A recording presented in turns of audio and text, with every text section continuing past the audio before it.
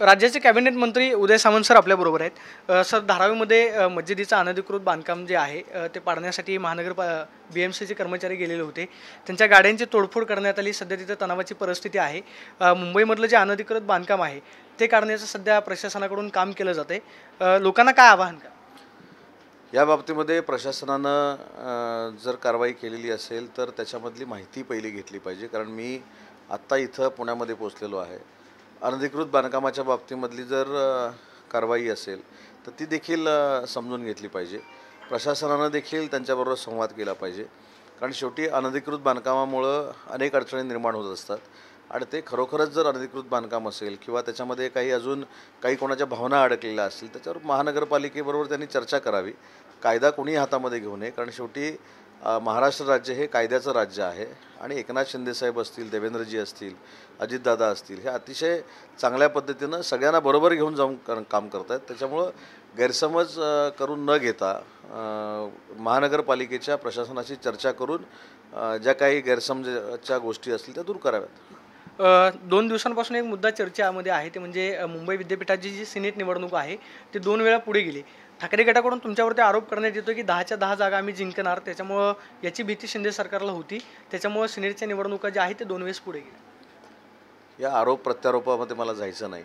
शेवटी सिनेटच्या ज्या काही निवडणुका होत्या त्या पुढे ढकलणं, त्याच्यावर योग्य तो निर्णय घेणं हे संबंधित त्या यंत्रणेचं काम असतं।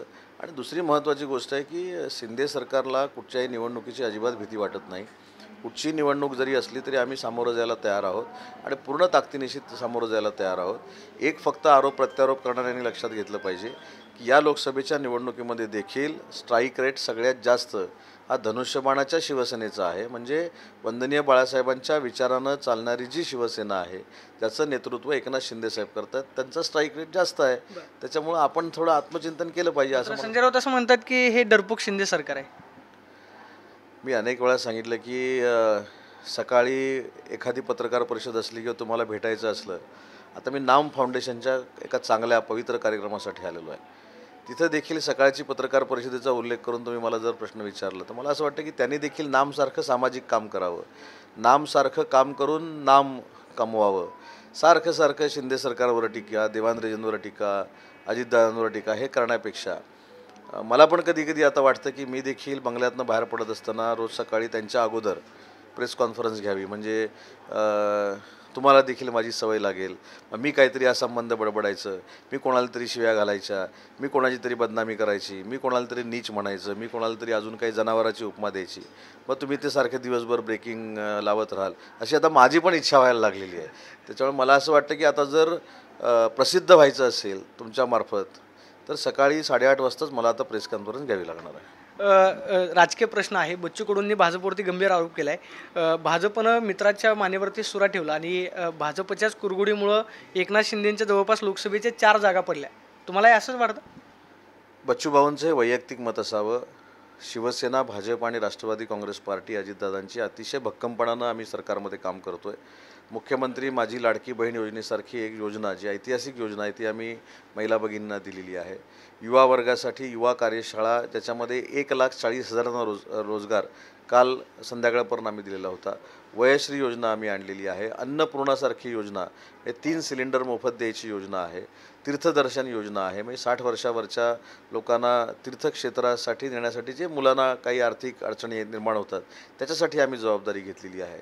लेक लाडकी योजना आहे, त्याची जबाबदारी आम्ही घेतलेली आहे। तर मला असं वाटतं की बच्चूभाऊंचं वैयक्तिक ते मत असेल, अतिशय भक्कमपणानं तिन्ही नेते काम करत आहेत आणि तिन्ही नेत्यांच्या नेतृत्वाखाली अतिशय चांगलं सरकार चालू आहे। शेवटचा प्रश्न, मनोज जरांगे पुन्हा एकदा उपोषणासाठी बसलेले आहेत, दुसरीकडं ओबीसी बांधव त्याच वडीगुद्रीमध्ये जाऊन आंदोलन करत आहेत। तणावाची परिस्थिती रात्रीपासून गावामध्ये निर्माण झालेली आहे। काय नेमके आवाहन कराल? जरांगे असं म्हणतात की लवकरात लवकर याच्यावरती तोडगा काढला पाहिजे, दुसरीकडे ओबीसी बांधव त्याच गावामध्ये आंदोलनासाठी। मला असं वाटतं की महाविकास आघाडीच्या नेत्यांनी ह्याच्यामध्ये राजकारण करू नये। मनोजजींना जे काय हवं होतं, जे काही त्यांची मागणी होती ती पूर्ण करण्याचा प्रामाणिकपणाचा प्रयत्न सरकार करतं आहे।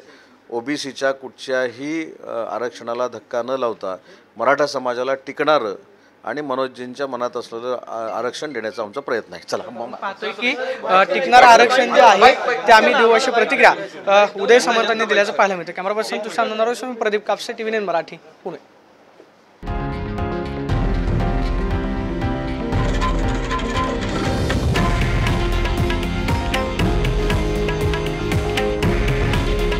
हे आहे देशातील नंबर 1 न्यूज नेटवर्क आणि आपण पाहत आहात TV9 मराठी.